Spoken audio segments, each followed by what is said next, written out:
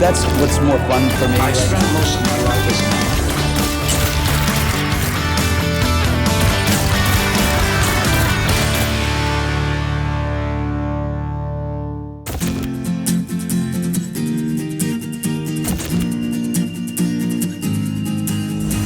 Halle Berry is the complete movie star package. She's stunningly beautiful, intelligent, charismatic, with true acting ability and the desire to push her talent to the limit.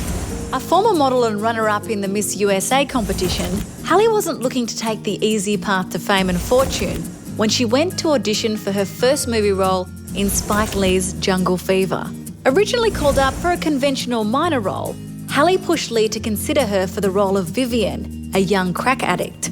She won the part and took the method approach by not showering for 2 weeks before shooting commenced, which was a telling move as to the type of acting career Halle was seeking. The role was a perfect experience to take with her to Losing Isaiah, a film about a former drug addict struggling to regain custody of her son.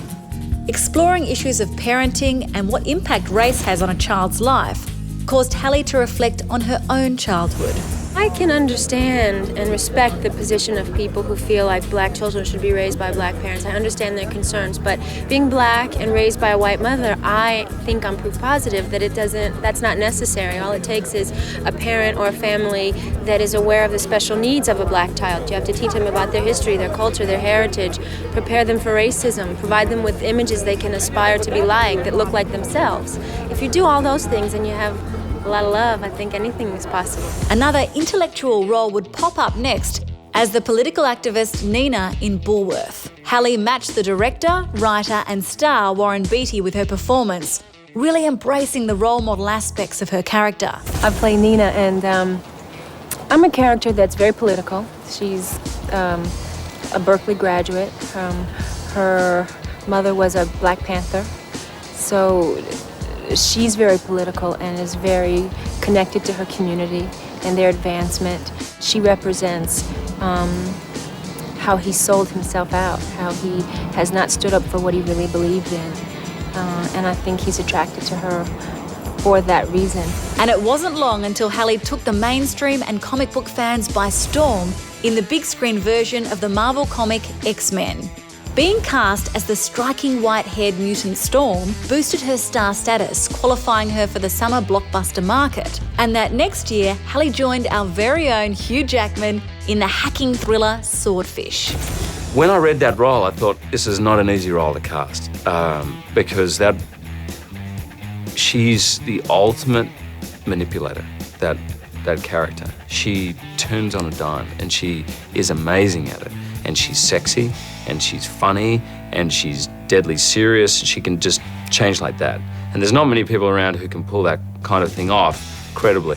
Unfortunately, Halle's credibility would come under fire as critics referred to her character as nothing more than decoration to the film as she appeared topless for the first time in her career. As with most nudity, it did little for the plot, but generated plenty of buzz, including the unfounded rumours that Halle received a $500,000 bonus for the scene.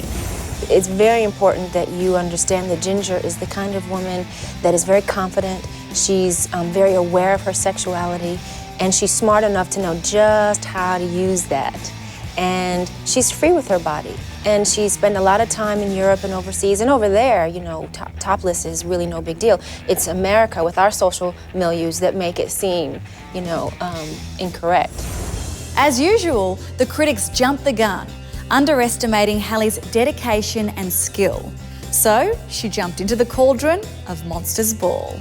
Portraying an emotionally beaten down woman coping with the ongoing train wreck of her life, Halle was mesmerising and created history by becoming the first African-American woman to win an Oscar for Best Actress in a Leading Role. Because, you know, this moment, although I'm standing here, I meant it. It's really not just about me.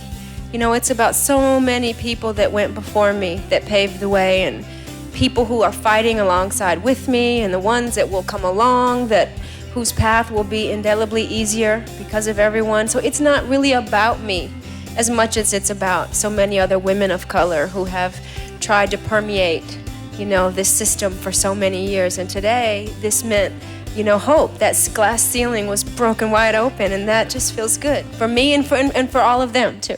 Interestingly enough, off the back of this win, Halle took on the prestigious but not Oscar-winning role as a Bond girl in Die Another Day. Halle shook and stirred the then Bond Pierce Brosnan, matching his secret agent skills and even gamely paying homage to the series by appearing in a provocative tangerine bikini. I said, "You gotta be kidding me." They called up wanting to know what, if I'll be in what. I was really surprised, and I just laughed like crazy at first. And then I thought, are you serious? They really want me to be in the Bond movie? And then I was really excited. I grew up watching Bond and sort of fantasizing about being in that world of mystery and intrigue and all the gadgets and sort of the fun, and the fantasy of it. So to have a chance to be a part of it is just like sheer fun and joy. Although the next period of Halle's life wouldn't be as much fun. She split with her husband, Eric Benet, after 4 years of marriage due to his alleged sex addiction and infidelity, claiming to Oprah Winfrey she would never marry again. She then suffered further humiliation after taking on the lead role of Catwoman from the popular Batman comic series. Now, while Halle looked fantastic in the tight leather look and really nailed the catty behaviours, other than that, the film was a flop. This misstep was proof that Halle really shines in dramatic thrillers. So back on familiar ground, she starred in Perfect Stranger. Riddled with lies and deception, Halle had nothing to hide in her performance. It's staggering what someone will do or can do, and I think this movie sort of highlights that, and the characters are sort of intertwined and they sort of intersect in a way that makes them all very much alike, but at the same time being very, very, on the onset, different. But they all have secrets.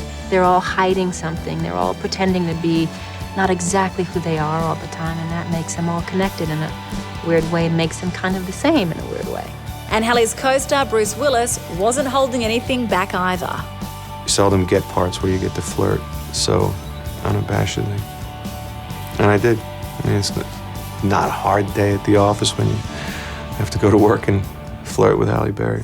Halle's next day at the office would be emotional and drama-filled once again in Things We Lost in the Fire. Halle acts as a woman overcome with grief from the loss of her husband, who lets his best friend move into the family home in order to reconstruct their lives. This has been an amazing journey because this is a movie that I had to fight really hard for.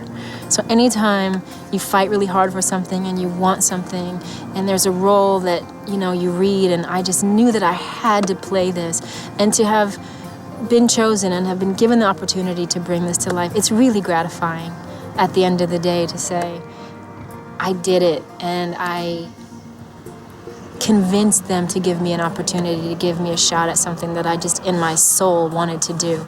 Then came great happiness in Halle's personal life when she gave birth to her beautiful daughter, Nala. And after taking a few years off to enjoy motherhood, she returned to the big screen in the film adaptation of the novel Cloud Atlas.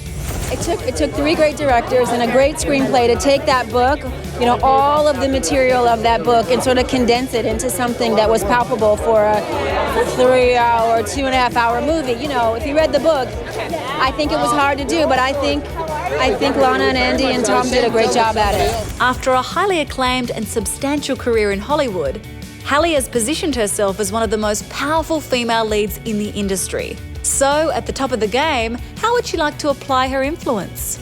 You have to, exert your power. Sometimes you have a false sense of power in this industry, so I think it's about really understanding where you are and the power you wield and the power that's just imaginary, because this town is full of imaginary things. So it's about staying grounded and really understanding your power, and I think in trying to use your power for good is really important. Halle Berry has the beauty to stop traffic and the captivating acting style that keeps us pinned to our cinema seats. We'll continue to watch her career as she makes more strong, brave and authentic performance choices into the future. Stay tuned to Star Picks for all the movies you know and the actors you love. Broadcast in high definition with 5.1 surround sound where available. For more of the best in entertainment news, check out your Movie Network channels. Find or follow us on Facebook, Twitter, YouTube and mnc.tv.